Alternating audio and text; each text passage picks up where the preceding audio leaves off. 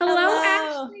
How are you? I'm doing well. How are you, Sarah? I'm doing wonderful. Just to let you know, you are being live streamed into our Facebook group right now. Everybody's been super excited to hear from you.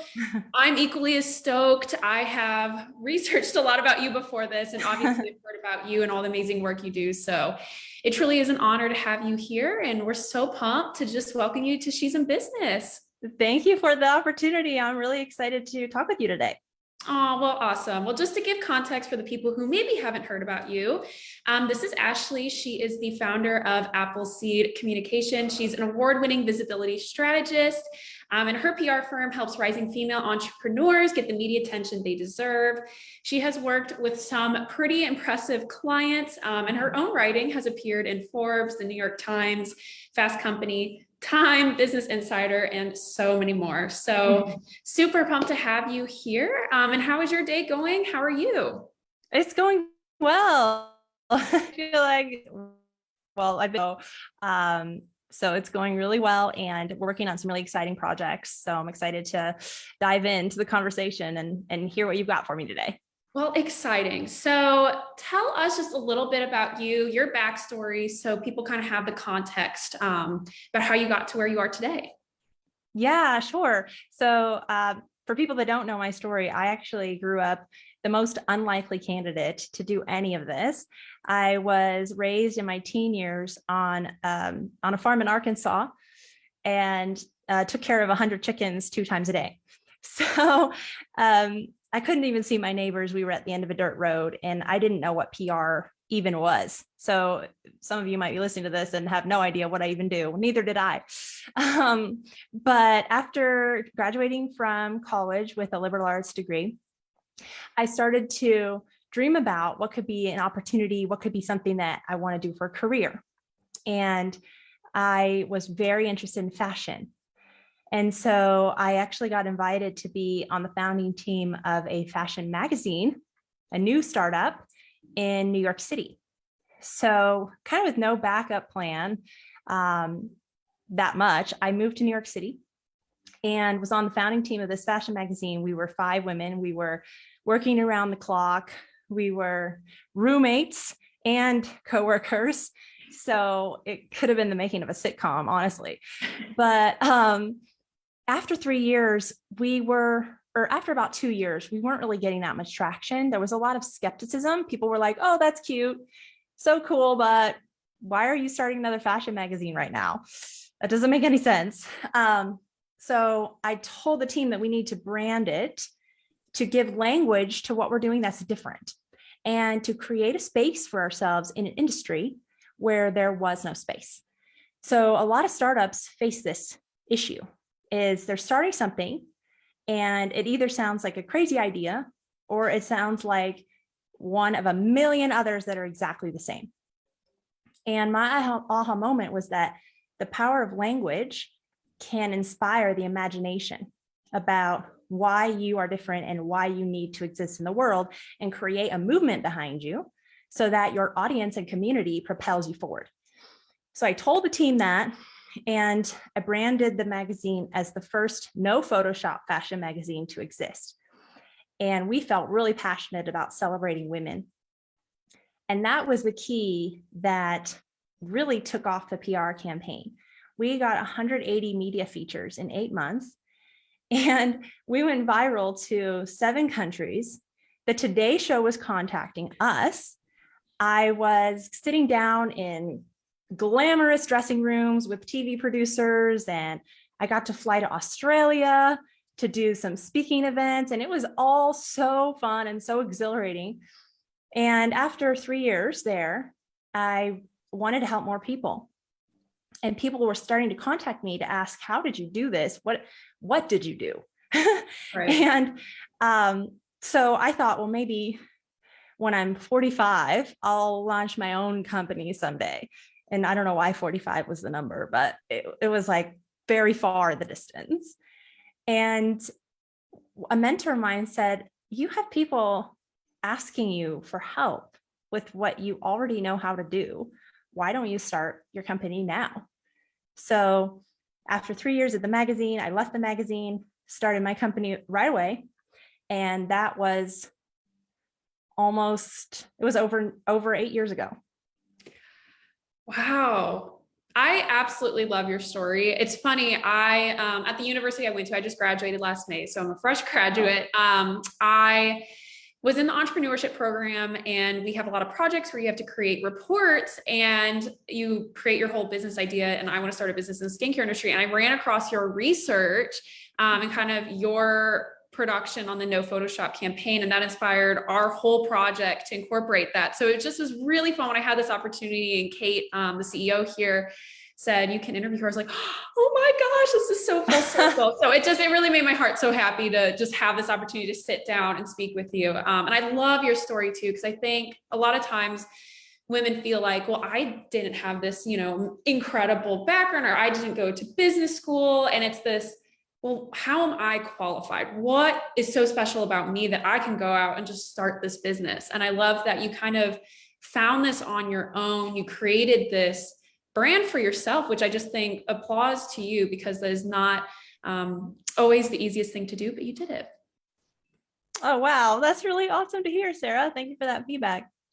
You are welcome. So kind of when I researched Appleseed and what y'all do as a PR company, you do typically work with kind of premier, more high-end thought leaders. So what about the women who are at that starting line of entrepreneurship, who are just getting their business going? What can they specifically start doing now, either just in a general business sense or in kind of the PR branding side, that will set them up for business success? Yeah, I love this question, because I didn't always work with people, at the top of their field. I worked with really baseline startups just getting started for the first 3 to 5 years of my company. And there are some few key techniques and mechanisms that startups need to employ in order to use media and PR as an accelerator. So a lot of people see PR as a luxury. It's that thing you do after you've done everything else. And what I learned is that PR is really the foundation of your business growth, because it positions you in the marketplace so that you can command higher prices, you can close deals faster, and really differentiate yourself from all the other business coaches or all the other mindset coaches. Can't tell you how many people come to me now, even people charging $150,000 a year for a one-on-one. And they say, I don't know how to describe what I do. So the techniques are the same. So what I realized is that you need to get started with your positioning right away at the beginning. And I call it empathic expression. So it's about learning how to tell your story in a way that's going to resonate with your target customer the most, absolutely the most. When I was getting started, I was secretly on the phone with other people in the industry. I knew like 2 other publicists, practically hiding under my desk so my colleagues would not hear me. And I was saying, like, it just feels like I'm throwing spaghetti against the wall to see what sticks. Is this how it works? And they were like, yeah, that's pretty much it. You just have to tell your story. That was super unhelpful. Like, that doesn't help anyone.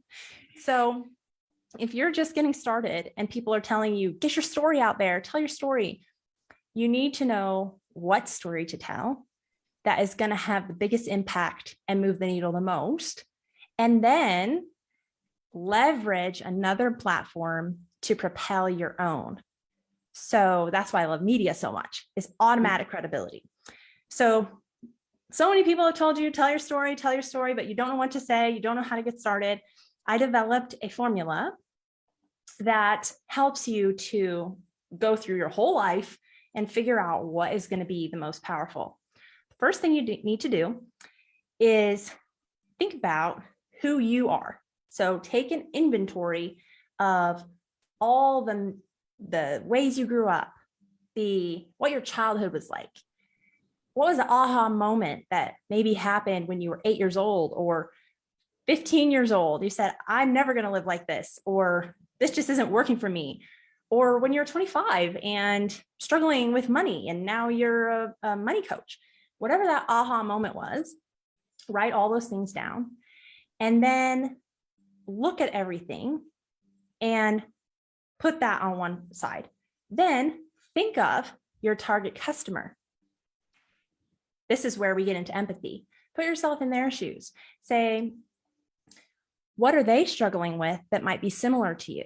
What are they struggling with that you know intimately? Maybe it's sleepless nights, wondering how they're going to pay their, delinquent credit card bill, or they just lost their job, or there are huge budget cuts coming in the company and they don't know what's going to happen, or they just graduated from college and they're trying to figure out what's my career plan here in this world. So whatever your target customer is going through, think through their pain and their hopes. And then the third thing, so you have two lists now. You have who you are, and then you have who your target customer is. The third thing is to write your headline for your story. So you write a headline that's literally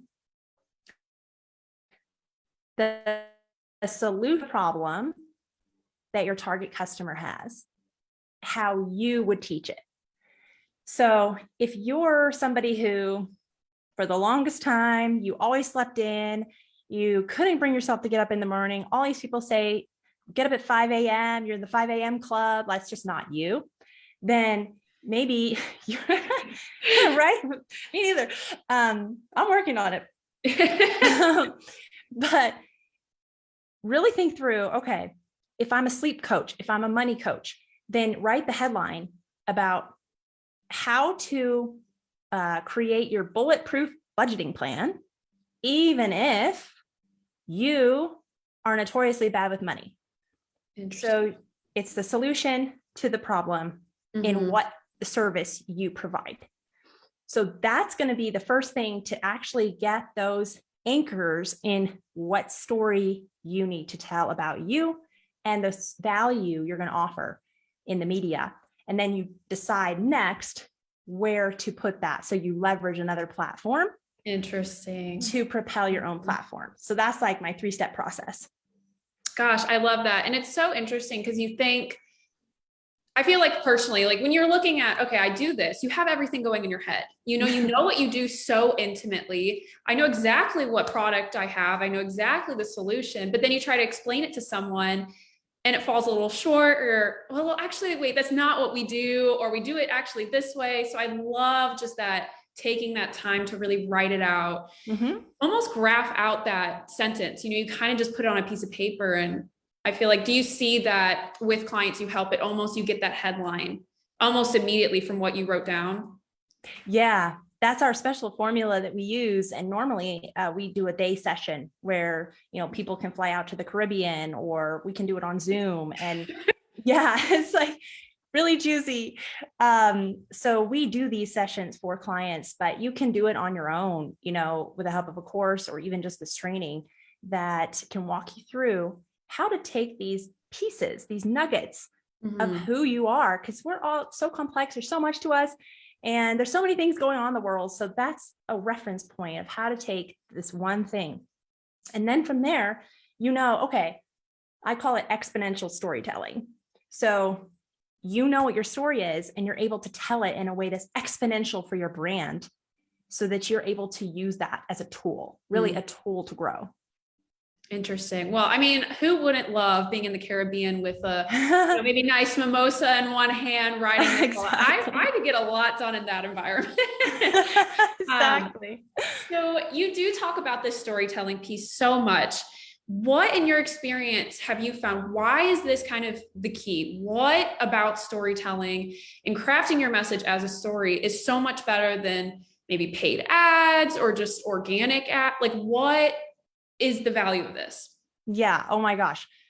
There are so many reasons why you need to know this skill. Okay. The first thing is that if you understand how to tell your story, that is your legacy. That is literally how your brand is going to become iconic, and it's required for global impact. There is no brand making just announcements or doing Facebook ads, interrupting people's news feeds, that becomes an iconic global brand. It does not exist. So the storytelling piece is what infuses the soul into the service. And people need a figurehead. People need someone to follow. So what we say is we make you the Elon Musk of your industry. Love that. Yeah. It's like people need a message of hope, a guide, someone that they can follow and trust in these times. So everyone knows you can pay for a Facebook ad, a TikTok ad, but at a certain point, you cannot dance your way to a global iconic brand. So no offense to any of the massive successes on TikTok, like I'm very impressed. So much reverence for that.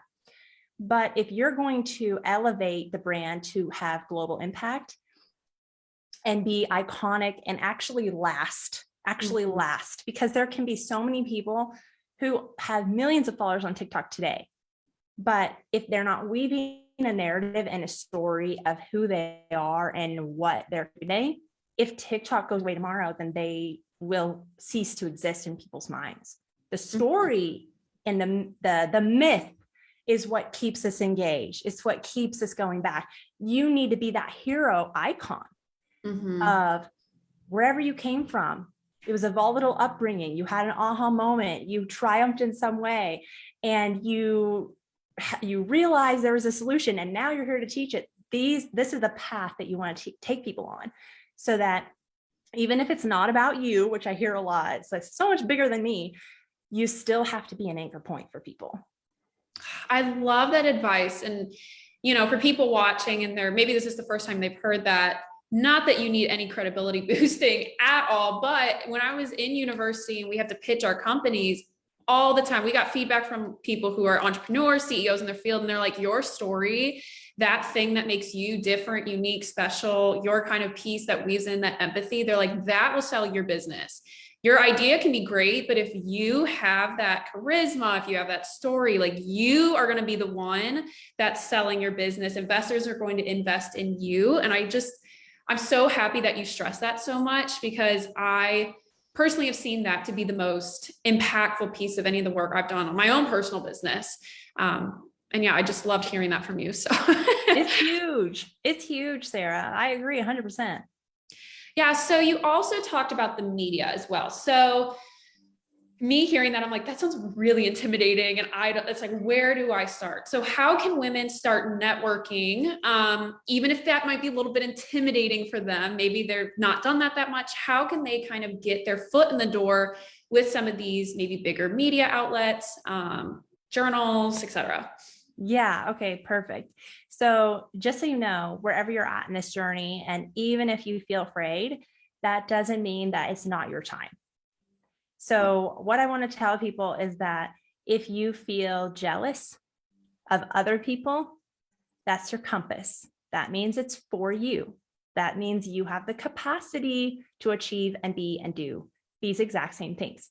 If you feel scared, but like in a good way, like that freaks me out, then all you need is tools. So we always hold people by the hand, because I have amazing doctors. I have people from all walks of life, and they tell me their TV interview is scarier than performing heart surgery. So even if you feel afraid, like this is an act of service. It's an act of service. So how do you get in front of the major media outlets? You lead with empathy, like what I'm saying, but also with a generosity. So let me explain to you kind of what's going on in the media world today. It is changing all the time. I just had a call with another colleague, and Forbes laid off 300 writers last week. 300 writers. That's okay. A lot. Things are changing all the time. I just, before this call, was on a call with my editor at Entrepreneur Magazine, because I'm going to be writing for them and doing video interviews for them. And they've changed. So things are changing all the time. So you need tools to know what to do in this this whole world. Mm. The first thing to do is to understand how it works. Number one, they need really good stories in order to get traffic. They run on traffic. So you're doing them a favor if you can deliver quality stories like what I was describing to you in creating the headline. So many people pitch me, they do not have the actual headline or the actual story. They just send a bio. Like, I'm really cool. I've done all these things.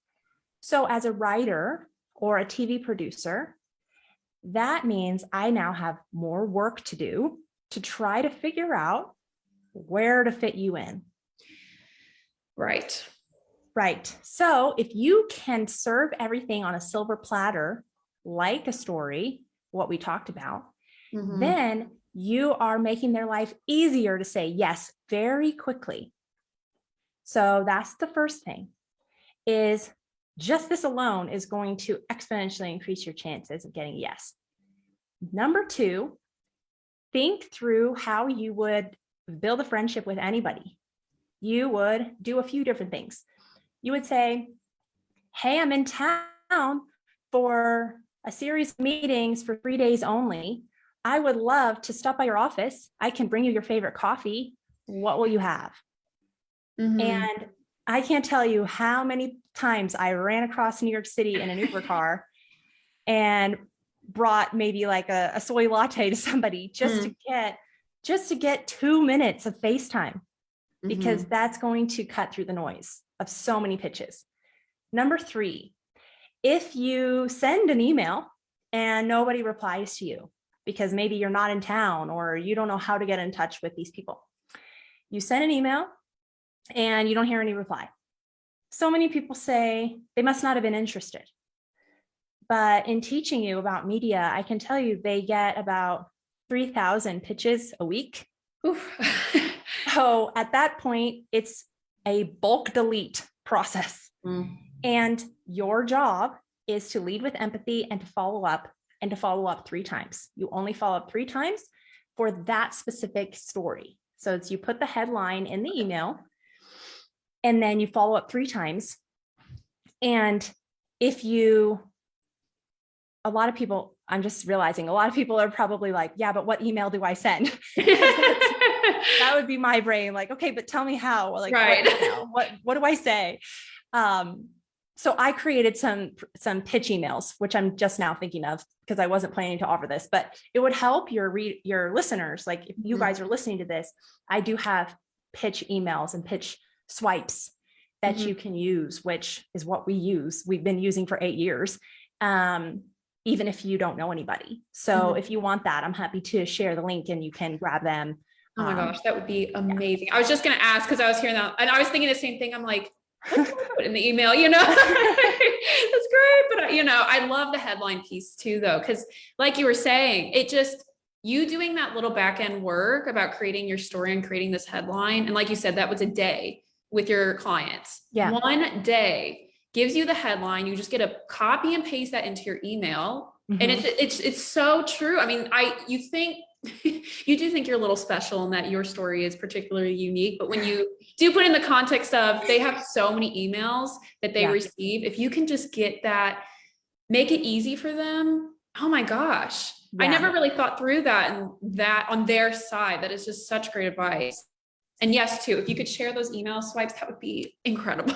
Yeah, I'm happy to share that link. I'll grab it for you. Awesome. Yeah. And this is a really important principle. It's a really important principle that I found to be true in life.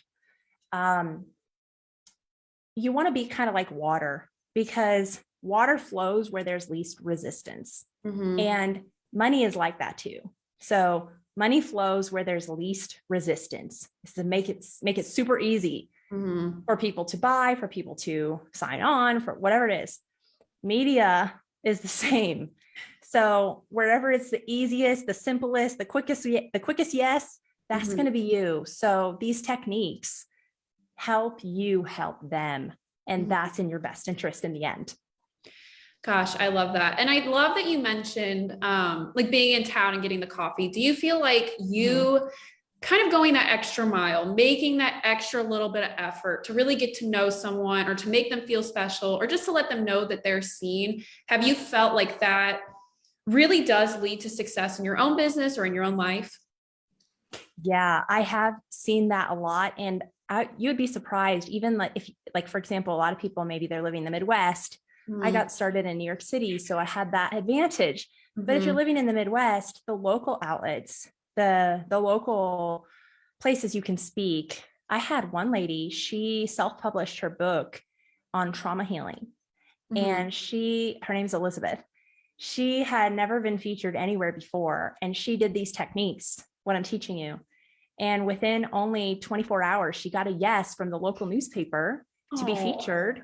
And then she messaged me 2 weeks later and she got a speaking opportunity. And so that's been really, really helpful. But depending on where you are, maybe the best way you can get in touch with them is on Instagram or on LinkedIn.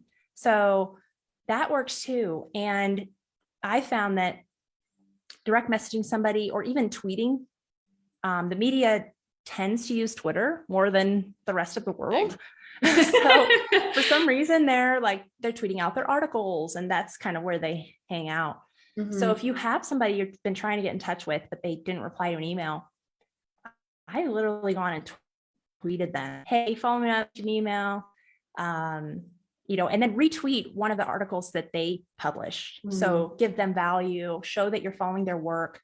One writer, stop me if I'm going on a tangent, but I get so excited about all of this because it's like, I want you to know all the things. I know. One writer posted on Facebook, and we're friends on Facebook, and she posted and she said basically like, I just heard of a media outlet that would not write about this person because they were not following them on Instagram or engaging with their content. Interesting. It's that important. Yeah. So that was really eye-opening. So just like find all the touch points and be really classy about your persistence, borderline stalking. I don't encourage stalking. I don't encourage stalking, but all the touch points and be there. Gosh, that's so fast. I did not know that companies would even be looking at something so kind of minutia, especially big companies, that really is important to them. Yeah. It's crazy, girl. So interesting. Oh my gosh. I love all of this. This is, I'm like, I wish I had like a pen and paper. I mean, I couldn't really be doing that while I'm interviewing you, but like, I want to take down all the notes because I'm taking so much from this. So as far as maybe that, I'm going to try to get a secret out of you here, like the best thing that women can do to boost their brand visibility, what would be today? They can start doing the best thing that they can start doing right now. That's a great question. So I want to answer it with another question because it's very specific. There's not a can answer for something like this. What is their business model, or what are they offering? Is it a service? Is it a product? Just give me an example and we'll go from there. They have a course. They have a course on, I don't know, maybe let's just say wellness. Okay.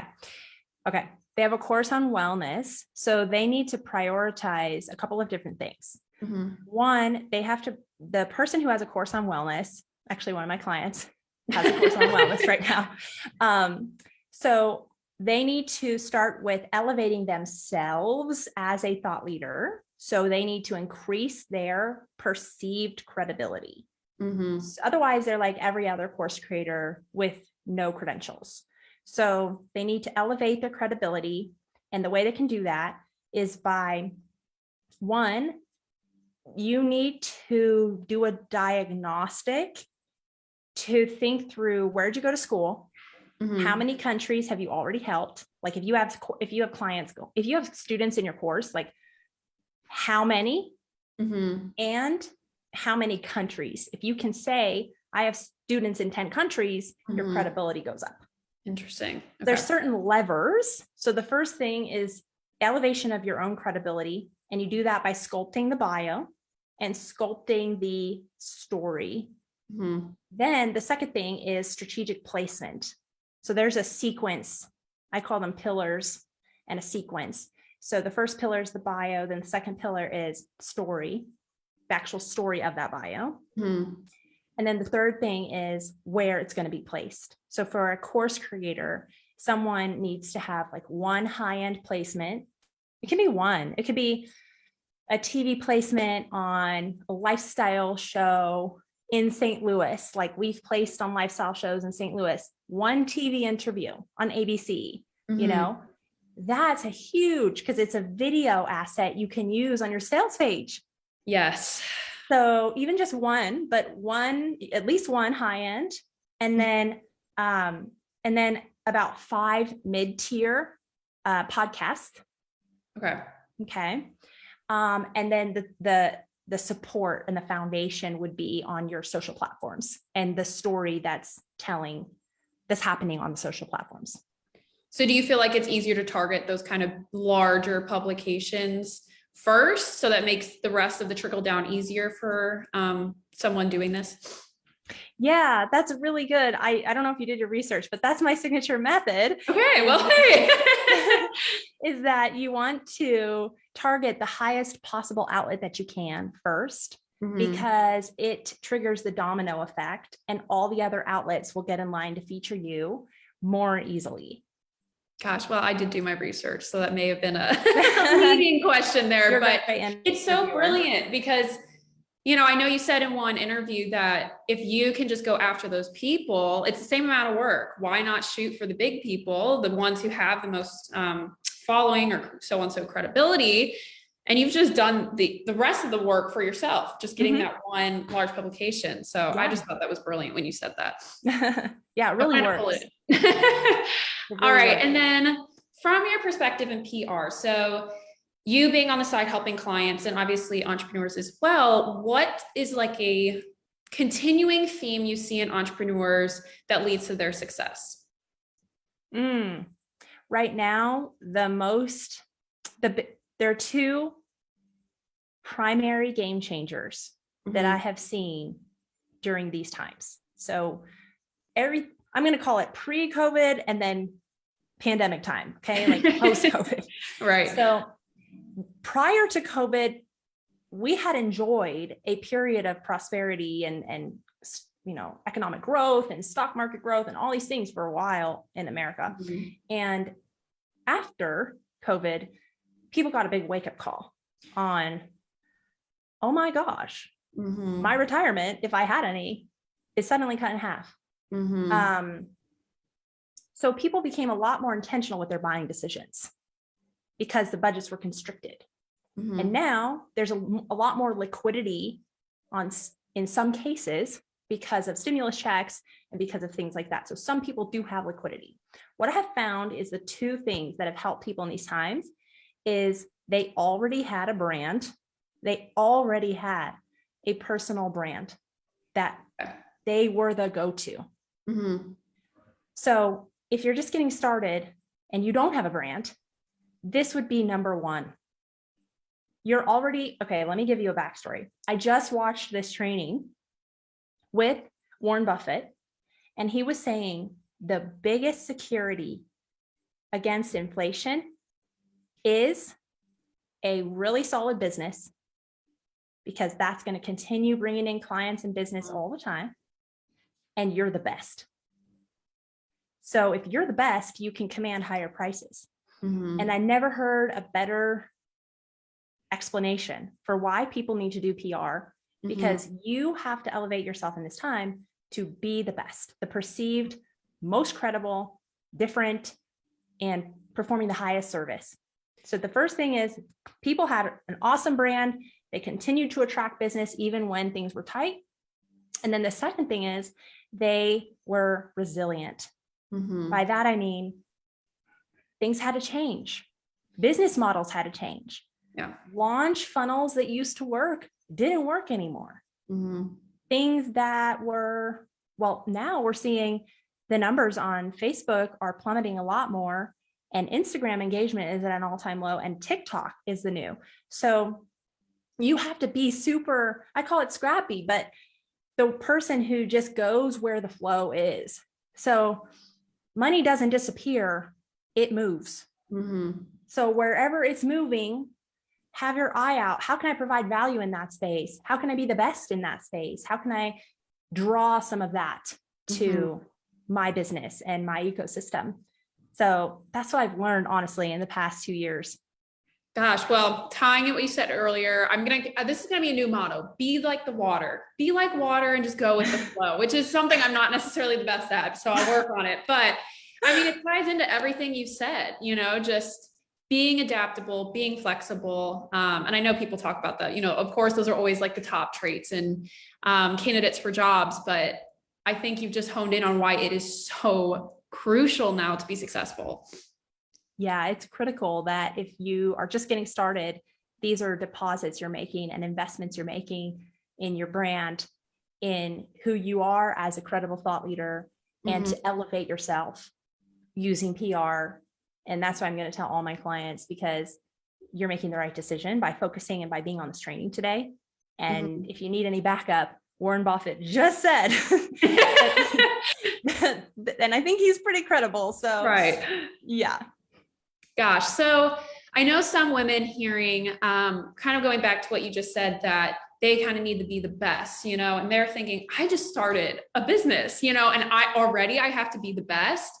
How do you encourage women, or I guess just anybody who you're working with, who maybe are in their heads or have some insecurities about either themselves or their business? How do you help develop that confidence in them to really believe in themselves and their product offering? Okay. There's a few things happening when that occurs. The first thing is that what I have seen is that there's some mindset work that needs to happen, because you have to sell yourself first on the service and the value. So the first thing is identifying through empathy. Okay, if my target customer is going through this, what is the cost? What is the actual cost of not doing work with me? Right. If I'm a mindset coach and I'm providing a service to help people have clear, stable energy all throughout the day and never spiral, the true cost of not working with me could literally be depression for months in bed or worse. Yes. So it's really think through empathy. What's the actual cost if I don't put myself out there? And then also by doing that, you'll start to see, wow, I'm actually providing potentially life-changing. Like at this point, I see PR as a survival plan. It could be life or death. No, right. I don't want to be brave, but like, it's super valuable. Like people need to know this. So if wherever you're coming from, if you're just getting started, the first thing is anchoring in your conviction, the conviction of your value. And then the second thing is setting your sights on a goal is so big you don't think you can hit it. But it's like actually set the goal you do not think you can hit. Okay. And then from there, you'll have to figure out how to become the person that hits it. And in the process, you will gain mastery. The process of taking action and staying in motion is where the progress comes in.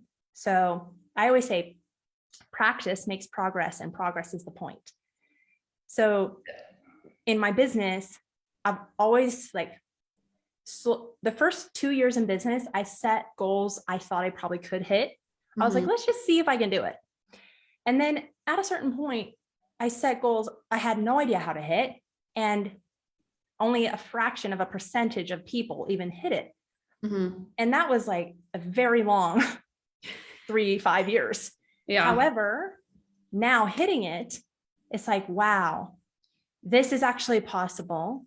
And look at all the ground gained in the meantime and all the people helped and served. So that's why I'd say to you, like, I wish I would have set a bigger goal sooner. Yeah. And I love that you almost proved to yourself that you're capable in the process.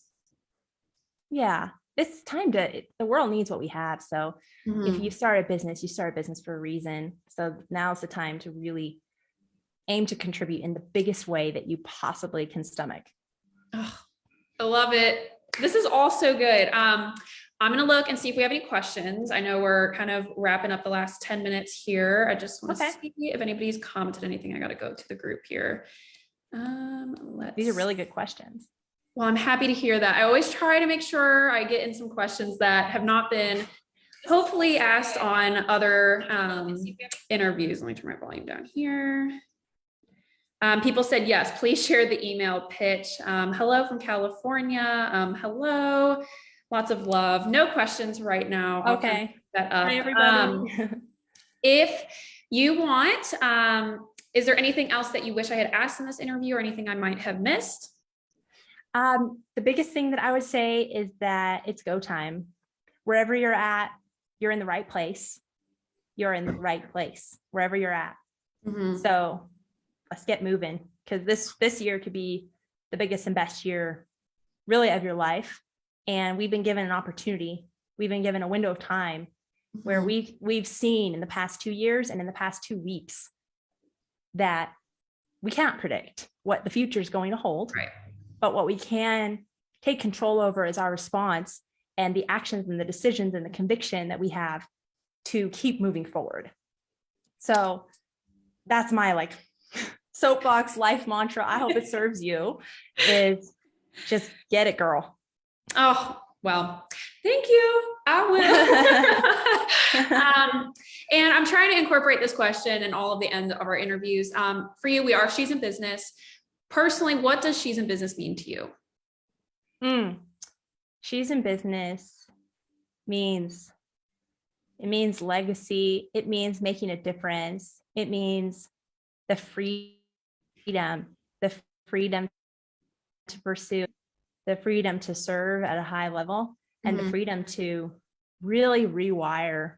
This is going to get probably sort of deep, but for me, to rewire generational patterns. Business is a vehicle to rewire how you see yourself, how you see women, how you see women contributing in the world, and how we see the world and how our daughters will see us. So for me, it's the ultimate vehicle. Oh gosh. Wow. I'm so inspired, oh, yay. Oh my gosh. Well, people I'm sure are loving this. And for people who have absolutely been inspired, loving you, loving the work you do, loving your wisdom and advice, where can they connect with you? Where can they learn more? Yeah, totally. So you can go to appleseedcommunications.co. You can reach out to us. Well, you can find me on Instagram, ashcrouch1, or reach out to my assistant, hello@appleseedcommunications.co. And we'll hook you up with all these goodies. I have a free podcast. I have those email pitch letters and the program. Or if you want to hang out with me at a 5-star resort in the Caribbean, let me know, because I would love to support you. Awesome. Well, Ashley, this has just been absolutely phenomenal. I feel like I personally have learned so much, and I'm sure all of our viewers have as well. Thank you so much for taking the time out of your very busy schedule to speak with us. I've been so honored, and I feel so blessed to have the opportunity. And thank you so much. Thank you. Thank you for all the great questions. Thank you for having me. Oh, you're so welcome. Enjoy the rest of your day. And yeah, thank you. Okay, bye. Bye.